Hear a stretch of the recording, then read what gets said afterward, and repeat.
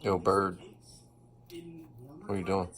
Ripe oranges are actually green, and many residents of equatorial communities have never even seen an orange in food stands. Only in cooler temperatures does this green pigment die off, revealing an orange color. However, consumers in these areas associate green with an unripe fruit.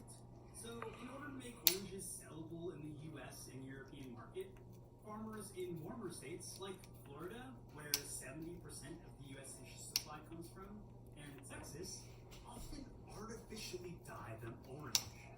However, the dye is banned in California and Arizona.